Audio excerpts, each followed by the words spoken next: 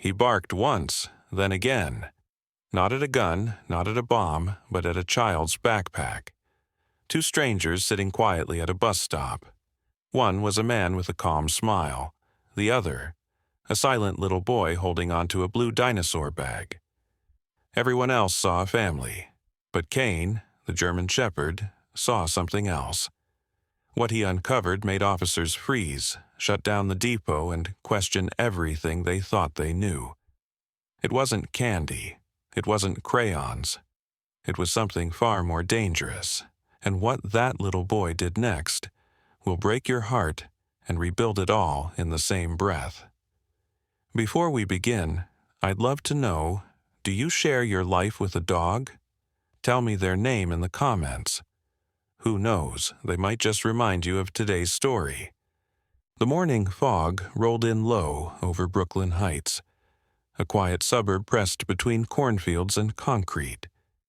It was early spring, the kind that still bit at the cheeks but teased with the scent of thawing earth. Mist hung thick around the cross-lined bus depot, a modest structure of brick and glass, its benches slick with dew, its metal siding streaked from an earlier rain.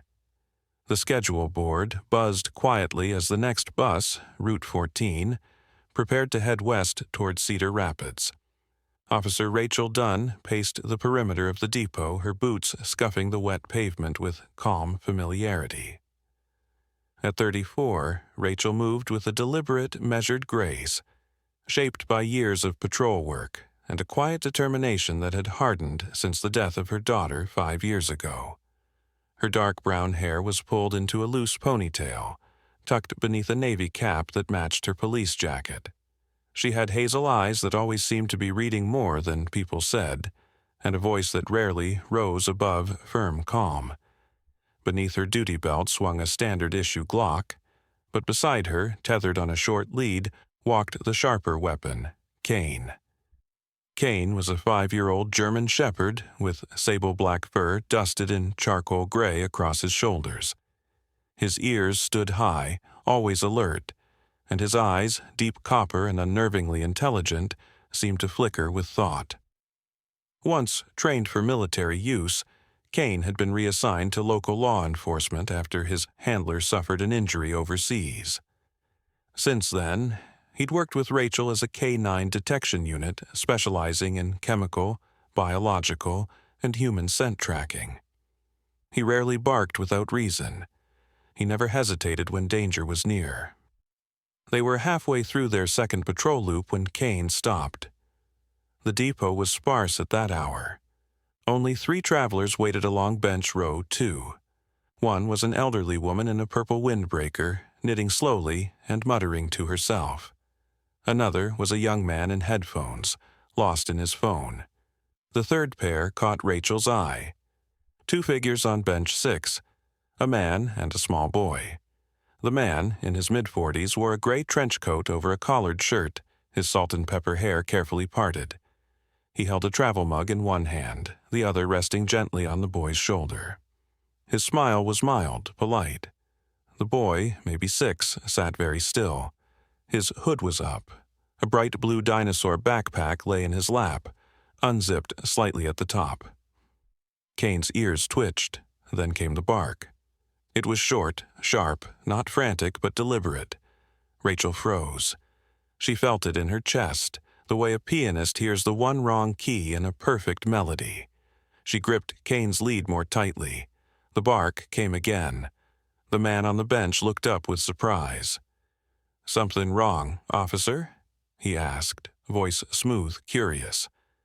Rachel approached slowly, her eyes never leaving the boy. "Name's Officer Dunn," she said. "Mind if I ask where you're headed today?" The man offered a warm smile. "Brent Halverson. Just taking my nephew back to Iowa. His mother's not well. I'm helping out." Rachel nodded, though her eyes flicked to the boy, who hadn't spoken or even moved. His legs dangled stiffly over the bench. Kane barked again, louder this time. The boy flinched. Not at the sound, but at something else. "Kane," Rachel murmured, signaling a command to settle.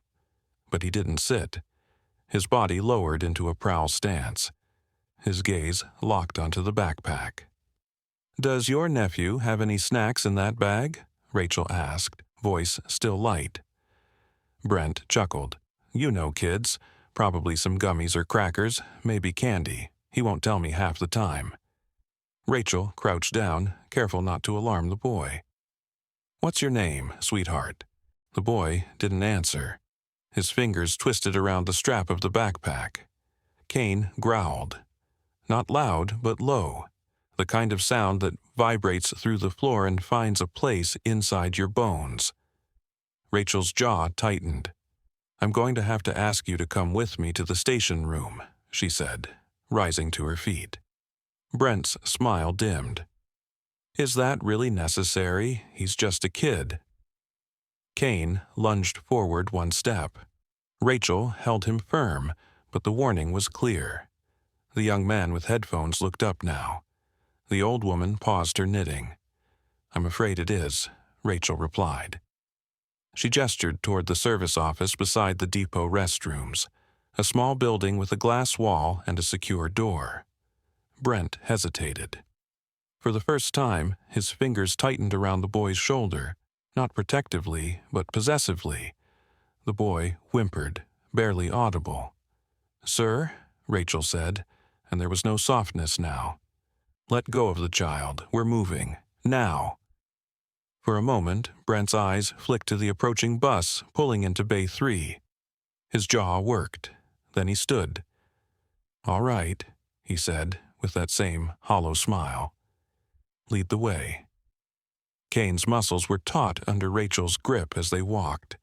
She radioed dispatch for a secondary unit to meet her at the service office. The air grew thicker. Her breath steamed. The fog was rising again. The door closed behind them with a click. Brent sat, boy beside him, still clinging to the backpack. Rachel stood between Kane and the pair, hands calm at her sides. She looked at the boy, who still hadn't spoken, hadn't moved except to tremble slightly under his hood.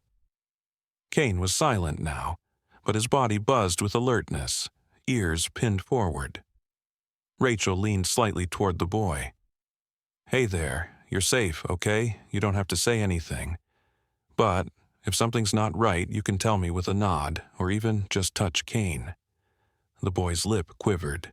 Then, slowly, one small hand reached up and touched Kane's ear. Just the tip. A feather-light tap. Rachel's breath caught. That was it. She turned to Brent. "Please place the bag on the table." Brent looked at her with mock offense. "Seriously?" Rachel didn't blink. "Now." He set it down. Kane stepped forward. One sniff, two. The growl that followed was low, deliberate. Rachel recognized it instantly. Danger. Confirmed. The radio at her shoulder chirped. The second unit had arrived. Rachel stepped outside and waved them over. Behind her, Brent shifted slightly in his seat, and Kane snarled. The small security room's fluorescent lights flickered once, then held steady.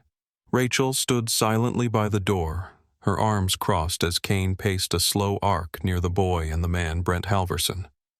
The boy sat stiffly on the plastic bench, his hands still locked around the blue dinosaur backpack. Brent had settled beside him, legs crossed as if waiting for a cup of coffee, not a law enforcement inspection.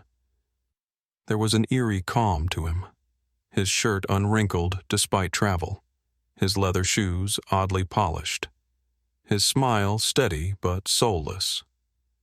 Brent looked like a man rehearsed in being looked at, evaluated, and never doubted. Rachel didn't sit. She rarely did in situations that tickled her instincts. Outside the room's window, Route 14 rolled in. The sound of brakes hissed across the depot like a sigh. Commuters shuffled with morning fatigue, unaware that something dangerous might be sitting just a pane of glass away. Rachel checked her watch. The bus wouldn't wait long. "You said you're heading to Iowa," she asked, her voice measured. Brent nodded smoothly. "That's right. My sister's oldest is getting married this weekend. We're heading to Davenport." And the boy, my nephew Milo. He's not fond of buses, gets a little jumpy. Rachel tilted her head toward Milo, who hadn't moved since sitting down. His hoodie had slipped slightly, revealing soft brown hair in unkempt strands. His shoes were untied, mismatched socks peeking above the soles. His hands never left the backpack, clutching the strap like a lifeline.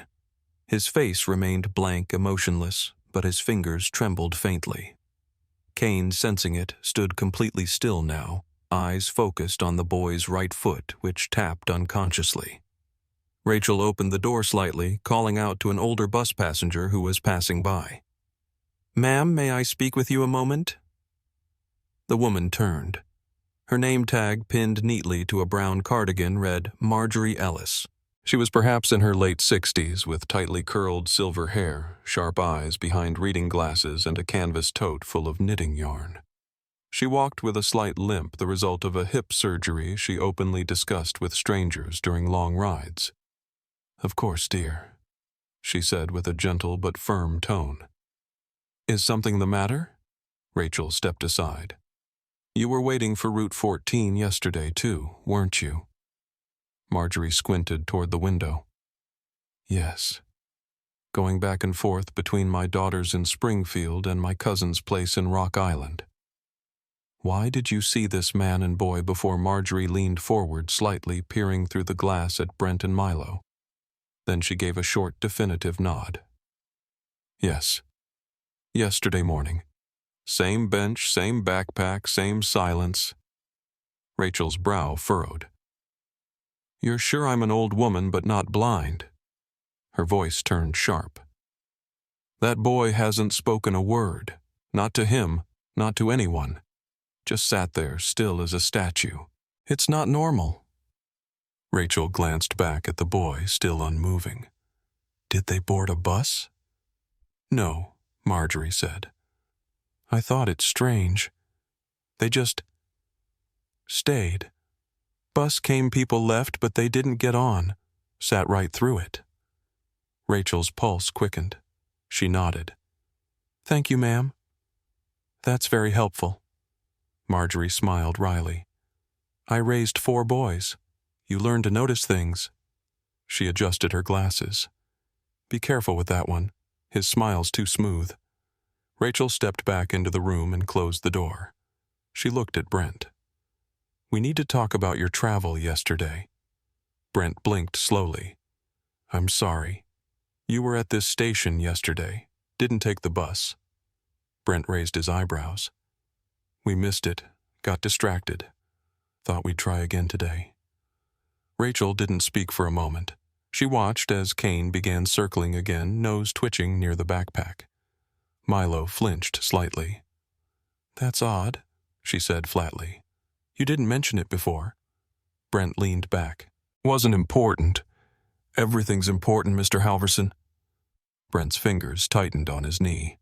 Rachel crouched to Milo's eye level, keeping her voice soft. "Sweetheart, are you okay?" The boy blinked once, then looked down. Still nothing, but his grip on the backpack loosened slightly, as if just for a moment he considered letting go. Kane whined low in his throat. Rachel stood. "I'm going to have to ask you both to wait here. A detective will be joining us shortly. Standard procedure when something doesn't quite add up." Brent's demeanor shifted slightly. The charming edge cracked. "We're catching a bus. You don't have the right to detain us." Rachel gave a tight smile. "I don't need to detain you. I just need to ask you to wait while we do our job. If everything checks out, you'll be on your way." He stood up. Too quickly. Kane barked once sharp, immediate. His hackles rose. Rachel put a hand on her holster. "Don't make me repeat myself." Brent held his palms up. "All right. No need for dramatics." The tension eased just enough for Kane to settle, though his body remained taut. Rachel turned toward the radio and keyed it. "Dispatch Officer Dunn requesting secondary unit and plainclothes detective at Crossline Depot, Room 2. Suspicious individual requesting child welfare check. No resistance yet." She turned back to find Brent watching her, his eyes suddenly distant. Calculating. "You're overreacting," he said. "Maybe," Rachel replied. "But I'd rather be wrong and cautious than right and sorry." The radio crackled again, confirming backup en route. Brent sat back down. Milo, meanwhile, adjusted slightly. His hand brushed against Kane's head. And in that fleeting touch, small, hesitant, but unmistakable, Rachel saw a message more powerful than words. This child didn't feel safe. She took a deep breath, her fingers resting gently on Kane's collar. Somehow she knew. The real story wasn't in what was said. It was in what was silent. The security room door clicked shut behind them. Outside, the morning light filtered through the depot windows, washing everything in a pale gray haze. Inside, the tension was a low, quiet hum like the static between radio channels. Brent Halverson sat on the right-hand bench, legs crossed, hands clasped in his lap like a man waiting for a dental appointment, not an interrogation. Beside him, Milo Harper, his so-called nephew, perched with the bolo hugged tightly to his chest, eyes cast down, posture rigid. The room smelled faintly of disinfectant and old coffee, the kind of place where truths often slipped out, not with shouting, but with silence. Kane sat near the door, ever vigilant, his amber eyes never straying far from the boy. He didn't bark. He didn't move. He simply watched, every muscle coiled, every breath measured. Rachel stood by the wall arms at her sides, calm on the outside, a storm of instinct gathering beneath. She crouched slowly to eye level with Milo, her voice gentle lower than a whisper. "Sweetheart, can you tell me your name?" Milo didn't speak. His lips parted just barely, as if the shape of a word might form. But nothing came. His small hand reached out instead, not toward Rachel, but toward Kane. 2 fingers brushed the dog's thick ear. Kane let out a low rumble, not a growl of warning, but one of acknowledgement, a signal exchanged between child and canine, a language older than words. Rachel rose, her expression unreadable, and turned toward Brent. "We're going to need to verify your guardianship," she said. "Do you have any additional documentation beyond what you gave me?" Brent smiled thinly. "I've got what I need. Birth certificate copies, school contact." "What more do you want?" Time, Rachel answered. Before Brent could respond, the door opened behind her. A young man stepped inside holding a tablet and wearing the Crossline Depot staff badge on a lanyard. His name tag read, Devon Tran.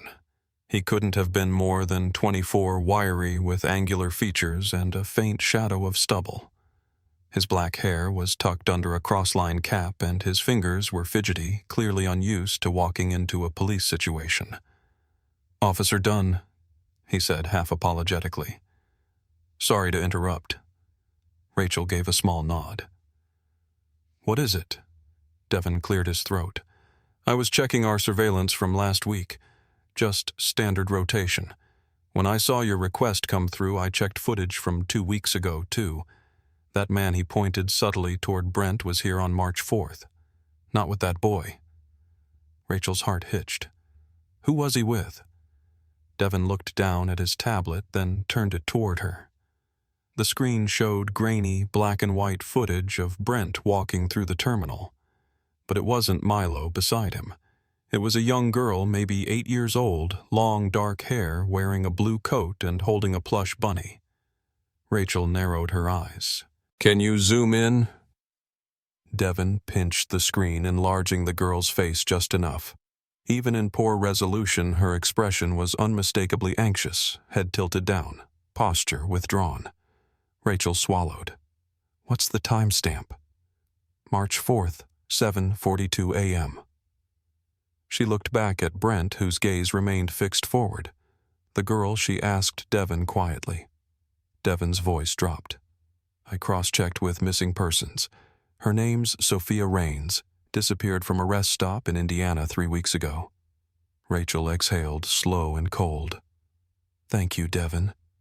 Can you step outside and hold that footage for our detectives? Devon nodded, eyes wide, and backed out. Rachel turned fully to Brent, now dropping any pretense of patience. You lied to me. Brent leaned forward slightly, the facade cracking around the edges. You're making wild assumptions. I help families. I move kids for custody cases. Without paperwork, Rachel asked, her tone sharp. Without speaking to a single legal authority. Is that how you helped Sophia Raines too? Brent's smile faltered. His hands flexed in his lap. This is harassment. No, Rachel said. This is a child welfare check, and it just became an open investigation. Kane let out a single huff. Brent flinched. Milo, silent until now, shifted ever so slightly. His eyes, wide, brown, soft, met Rachel's for the first time. For a second, the fog in them seemed to lift. And for the first time, Rachel saw not just fear, but hope. She lowered her voice again. It's okay, Milo. You don't have to say anything. You've already said enough. She tapped her radio. Officer Dunn requesting immediate transport to juvenile services and backup for detainment. We have a possible child trafficking lead. Brent stood. Kane stood faster. Brent raised his hands. I'm not under arrest. You're under investigation, Rachel said. And if you try to leave this room, my partner here, she gestured to Kane, will make sure you regret it. Brent's jaw locked. Outside the glass, the depot continued in ignorance. Commuters milled about. Route 14 was pulling away. Inside, silence reigned again. Milo leaned against Kane's flank just barely, and the dog adjusted his stance so the boy could rest more comfortably. Rachel watched them, the silent boy and the dog who never spoke but always understood. She thought of her daughter, of the silence that had filled her life since, and wondered, not for the first time, if some forms of healing only came through others' rescue. Not her own redemption, but someone else's second chance. The fluorescent lights buzzed faintly overhead as the room seemed to contract with every passing second. Brent Halverson sat rigid, his smile long since vanished, replaced by a thin line of tension along his jaw. Milo remained near Kane, his small frame tucked close to the dog's side like a shadow with heartbeat. The backpack still lay on the table, blue, worn deceptively ordinary. But Kane's posture said otherwise. Rachel Dunn circled the table slowly, her eyes never leaving the bag. She was deliberate, silent, trained for moments like this. Her hand hovered near her sidearm, not out of panic, but protocol. The copper-haired shepherd stood beside her, nose low tail, stiff hackles raised, not aggressive but poised. Kane's breath came slow, ears flicking once as he zeroed in on the backpack. Then came the growl. It wasn't loud. It didn't need to be. It was the kind of sound that pressed against your chest and told your bones to listen. Rachel froze, her heart catching. She knew that sound. It wasn't fear. It wasn't warning. It was certainty. She stepped forward, gloved hands reaching out toward the backpack's front pocket. Her fingers brushed the zipper. Kane stiffened beside her. I wouldn't do that, Brent said quietly from across the room. Rachel paused, glancing at him. Why? He shrugged one shoulder. Just a kid's bag, right? She didn't answer. Instead, she unzipped the outer pocket. Crayons, a stuffed triceratops, a crumpled juice pouch. Everything you'd expect. But Kane didn't ease. Rachel unlatched the bottom lining and ran her fingers under the cloth. Something rigid, cold, a shape. She tapped her shoulder mic. Done to dispatch. I need immediate response from bomb squad or hazmat. Possible suspicious object shape of flat metallic rectangle insulated. Copy that, the voice on the other end replied. Brent stood. It wasn't sudden. It wasn't violent. It was calculated, rehearsed, the calm movements of someone who didn't panic until the end was near. His hands were raised slightly, not in surrender, but to balance himself. Rachel's eyes flicked up. "Don't!" He didn't speak. He stepped toward the door. Kane moved before Rachel even gave the command. The dog launched forward, his body a streak of muscle and intent. Brent lunged, hand grazing the door handle. Kane hit him mid-thigh, sending the man sprawling against the wall with a loud thud. Rachel was there in seconds, one knee pinning Brent's arm, her cuffs clicking around his wrists in a blur. "Brent Halverson." "You are under arrest," she said, breath calm but tight. "Attempting to flee a scene under federal investigation." Brent hissed, "You don't know what you're dealing with." Kane snarled once more, low, guttural, final. Rachel stood, dragging Brent to his feet. She turned to Milo, whose eyes hadn't moved from the dog. She crouched to his level. "It's okay now," she said. "He can't hurt you." For the first time, Milo reached out and held on to Kane's fur, not just with his fingertips, but his whole palm pressed into the thick warmth like an anchor. A knock came at the door. Rachel opened it for the responding officers. One of them was Detective Karen Lowell, mid-40s, African-American, with short, tightly curled hair and a tall, commanding frame. Her sharp brown eyes missed nothing.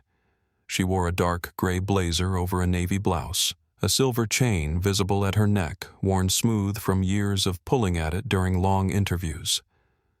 Lowell stepped inside her, gaze sweeping the scene. "Looks like I missed the fun." Rachel nodded. He tried to bolt. Kane stopped him. "There's something in the bag. Lined metallic cold to the touch." Lowell motioned to another officer. "Secure the suspect in the van. Have EOD and hazmat roll in." She turned to Rachel. The kid Rachel exhaled. Silent. But it's not just trauma. He knows. He touched Kane right before Brent stood up. Lowell crouched beside the backpack, eyes narrowed. "Where's the boy from?" Rachel tapped her radio again. "Dispatch, run a check on possible matches. Approximate age 6. Male. Brown hair. Silent. Possibly missing from Missouri area." There was a pause. Then, "We may have a hit. Milo Harper. Age 6. Reported missing 2 weeks ago from Springfield, Missouri. Last seen leaving daycare with unknown male. Amber Alert still active." Rachel closed her eyes for a moment. "Copy that." Lowell straightened. "Then this isn't just a bag. And it's not just a kid." Outside the parking lot filled with red and blue flashes as bomb squad vehicles arrived, officers moving with precision. The air was different now, heavier aware. Rachel looked down at Kane, who had returned to a calm sit but still stared at the backpack. "What did you see, boy?" she whispered. Kane didn't move, but the thump of his tail against the floor said everything. The wind picked up outside Crossline Depot, brushing dust and scraps of paper along the sidewalk, as if the town itself sensed something was wrong. Inside, the security room had been cleared. Milo sat on a nearby bench wrapped in a navy blanket brought in by EMS, his small shoulders barely filling the fabric. His eyes remained fixed on Kane, who sat close, quiet, yet bristling with alertness. Rachel stood near the backpack, her gloved hands hovering above it, while the bomb squad team, now in full protective gear, prepared for the delicate work ahead. Detective Karen Lowell had taken charge of the perimeter, her sharp voice slicing through static as she coordinated with local and federal responders. Behind her, a tall woman entered the room, her dark hair tied into a tight bun beneath a white CDC field cap. She wore a gray containment suit, unzipped halfway to reveal a navy turtleneck underneath a badge clipped to the lanyard on her chest. Dr. Simone Keller, CDC Bioterror Response Division. Dr. Keller was in her early 40s with deep-set eyes and a thin scar running diagonally across her left brow. A remnant rumor had it from a lab accident overseas.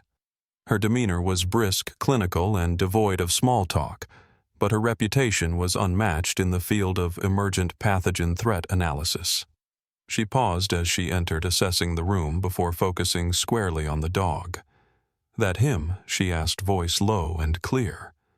Rachel nodded. "His name's Kane. He's been locked onto that backpack since the first bark." Dr. Keller crouched beside Kane, her eyes sharp but not unkind. "Any history of exposure to chemical agents?" Rachel shook her head.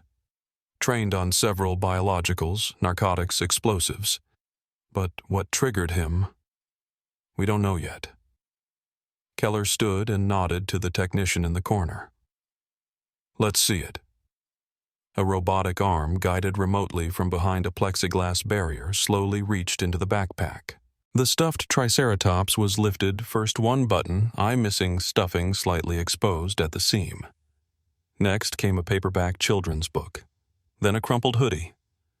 Finally, the lining was peeled back with tweezers, revealing a false compartment stitched deep into the fabric.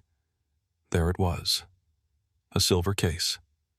Roughly the size of a hardback novel, its surface matte and sealed with industrial-grade adhesive tape. Keller's breath caught. "Containment Protocol 3, she said into her mic. "We're taking this now." Kane let out a low tremble, not fear, but the same reaction he had the day they found the fentanyl drop hidden in a toy rabbit near the train yard.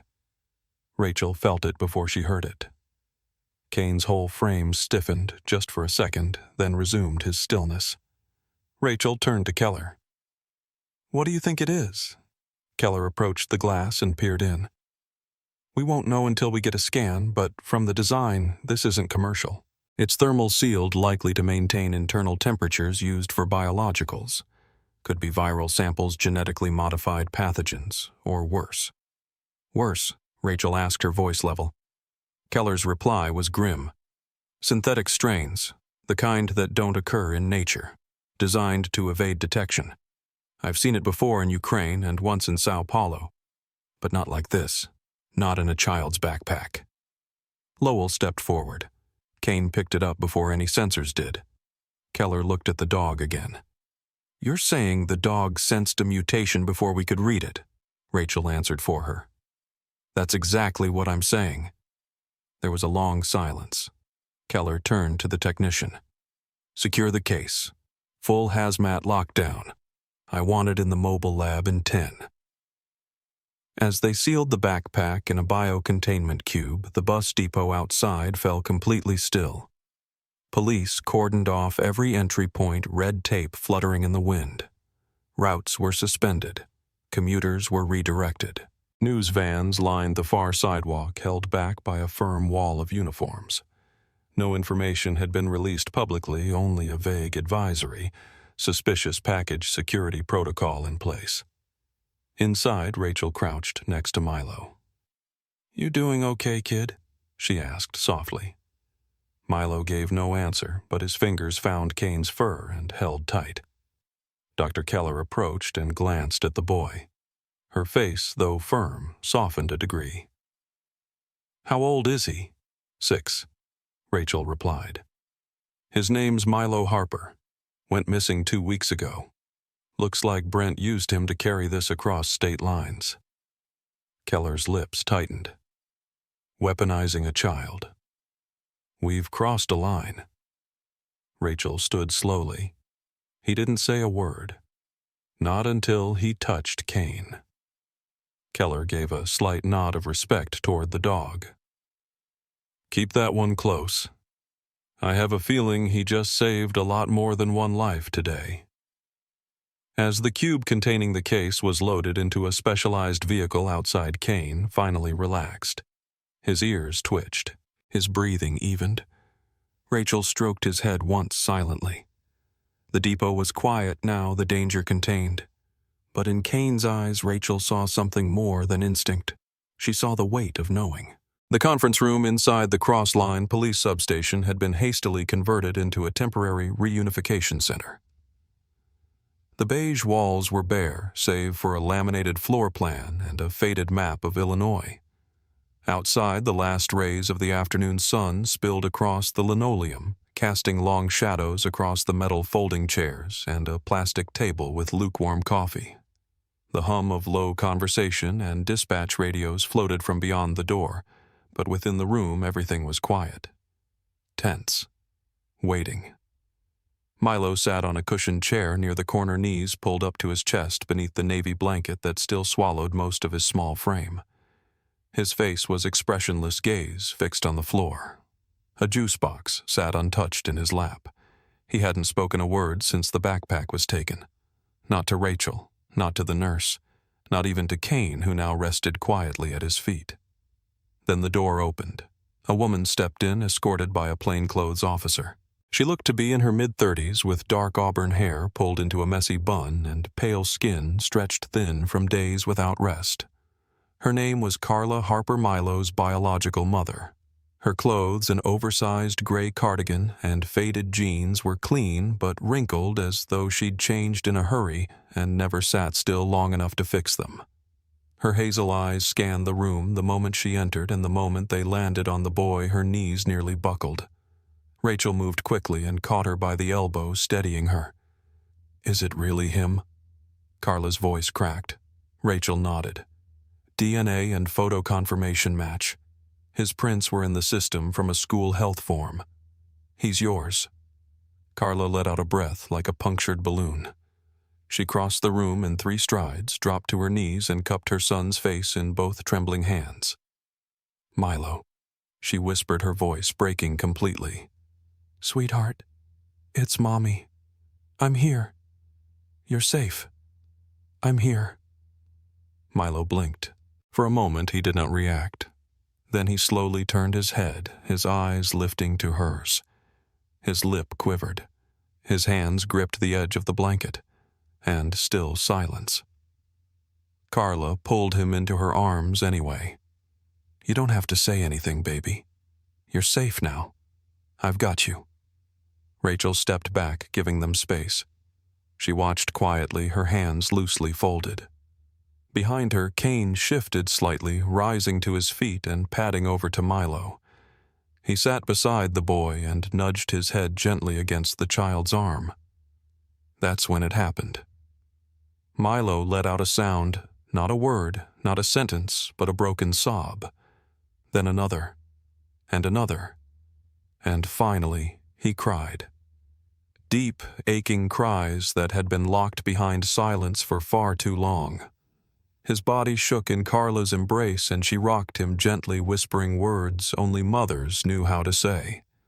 Rachel turned away, swallowing hard. Across the room, a man in a dark federal jacket entered. He was tall and broad-shouldered, with a buzz cut and a folder tucked under his arm. His name tag read, Special Agent Luke Mendez, Homeland Security. He had the look of someone used to confrontation, firm jaw, steel gray eyes, but when he spoke, his tone was subdued. "Officer Dunn," he said quietly. "We've finished interviewing Halverson." Rachel faced him, nodding. "Anything useful?" Mendez gave a tight grimace. "Plenty. He's not Brent Halverson. Real name's Frederick Lang. Multiple aliases. Has a history of transporting sensitive materials across borders, biologicals, controlled compounds, even black market meds. But this time..." He shook his head. "He used a child. He said it was efficient." Rachel clenched her jaw. "He needs to rot. He will." Mendez offered her the folder. "You should see this." Inside were photographs from Milo's backpack. Not just the silver case, but a set of falsified documents, birth certificate, custody agreement, medical release forms. All forged. Perfect to the untrained eye. Rachel looked up. "He's done this before, hasn't he?" At least 3 other kids were investigating. Mendez confirmed. 2 confirmed. 1 still missing. He changes cities, changes names, and uses whatever cover he needs to move product. But this time he made a mistake. He underestimated the dog. Rachel looked at Kane, now lying beside Milo, the boy's fingers resting softly on his neck. He didn't just underestimate the dog, she said. He underestimated what happens when the right people listen. Mendez nodded, then lowered his voice. "There's one more thing." He pulled a plastic evidence bag from his coat. Inside was a small folded piece of paper crudely torn from a sketch pad. A child's drawing. It had been found in the inner pocket of Milo's coat, nearly missed during intake. Rachel opened the bag and slid the paper out carefully. It was a picture, rough, messy, and drawn with heavy crayon. A stick-figure child stood beneath a tall golden-brown dog with pointed ears. The dog was clearly Kane. Around them, crude lines showed a fence, a bus, a sun. Above them both were 4 large letters drawn with shaky, determined strokes, "Safe." Rachel stared at it in silence. She walked across the room and crouched beside Milo, still nestled in his mother's arms. She held up the picture, letting him see. "Did you draw this?" she asked gently. Milo blinked slowly, then nodded. Rachel glanced at Kane. "You got that right, kid." She tucked the picture carefully into her jacket pocket and stood. Kane padded back over to her side and sat, head raised, proudly. Rachel looked down at him and smiled, one of the rare, genuine ones that touched her eyes. "You're more than a partner," she murmured. "You're a damn miracle." It had been 3 days since the depot had fallen silent. The police tape was gone now, the buses running again, and the world moved on as it always did, forgetting just enough to breathe. But for Officer Rachel Dunn, something had shifted. Not just in her schedule or her patrol routes, but in the rhythm of her days and the quiet that came after Kane's pause stopped echoing in a hallway. Something had been broken and mended in the same week. The break room at the precinct was still and warm that morning. A soft rain tapped the windows, the kind that made you pause mid-sentence just to listen. Rachel sat with a paper mug of black coffee, gone cold elbows, resting on the scratched wooden table. Kane lay beside her, his head on his paws, eyes half-lidded but alert. They hadn't been separated much lately. The envelope came through internal mail, unmarked save for her name in a careful looping print. No return address. Rachel turned it over once, twice, then opened it with a quiet rip of paper. Inside was a folded note and something else, a piece of thick drawing paper. The smell of crayon was faint but undeniable. Rachel opened the note first. "Dear Officer Rachel, we can never say thank you enough. You saved our son, not just from a terrible man, but from being lost inside himself. You gave him back to us. He talks about the dog constantly. He calls him his dog hero. It's the first time he's used a full sentence since we got him back. We wanted you to know. You did more than stop a crime. You brought our boy home. With love and gratitude, Carla and Nathan Harper." Rachel exhaled slowly, then unfolded the drawing. This time the lines were a little clearer.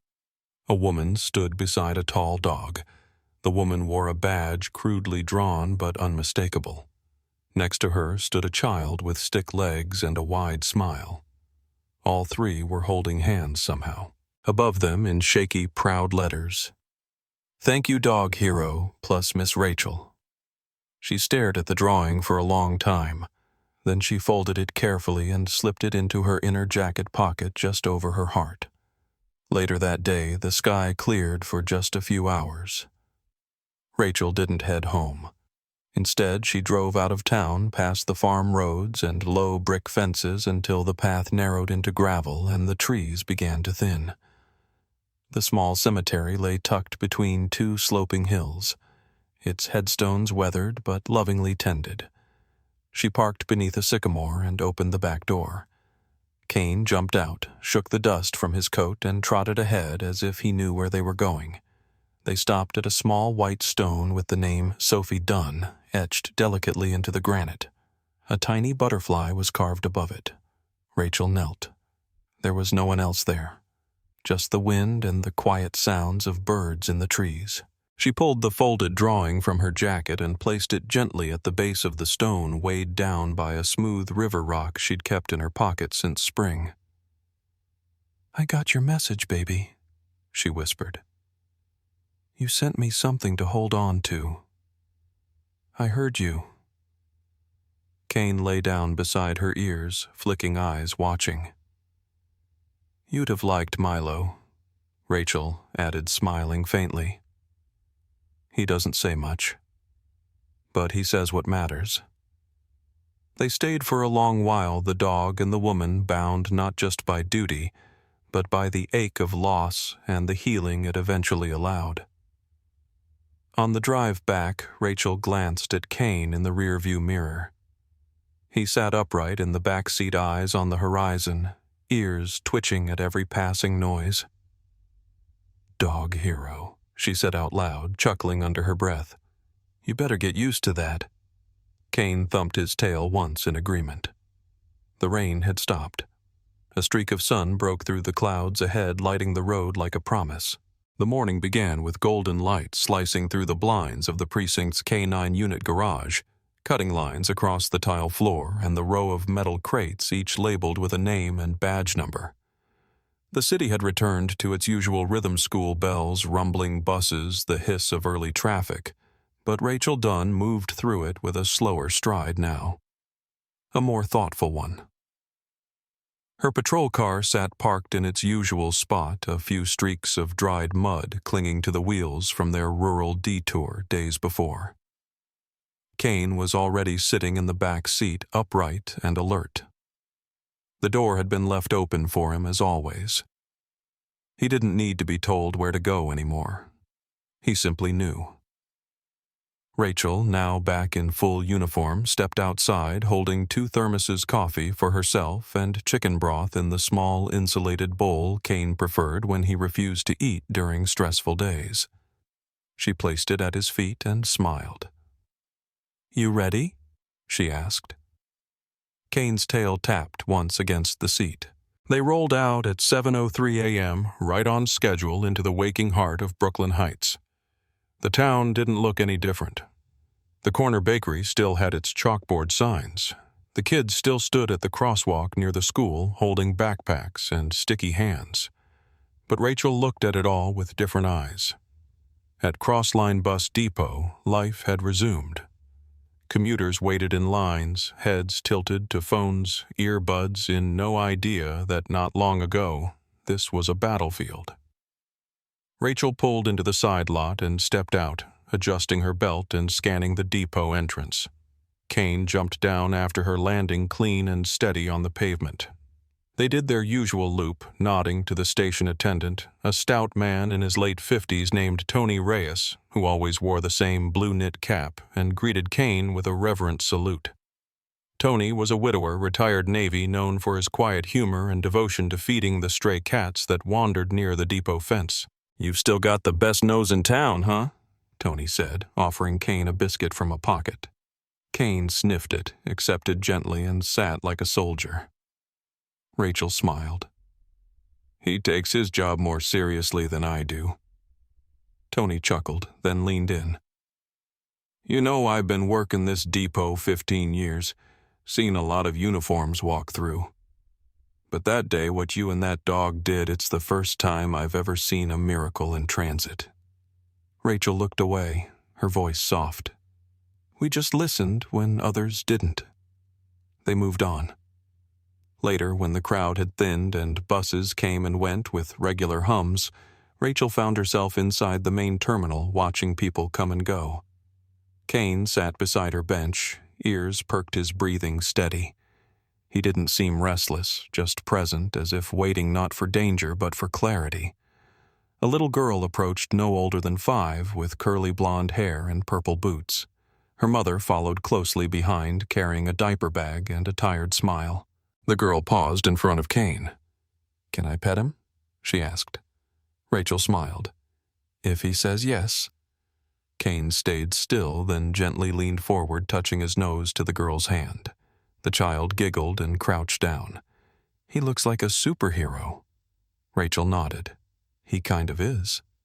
They stayed for a few moments more. Then the mother gave a quiet thank you and led her daughter away toward their gate. Rachel watched them go, then turned back to Kane. "Not bad for a watchdog, huh?" They resumed their walk, finishing the last stretch along the depot's rear exit.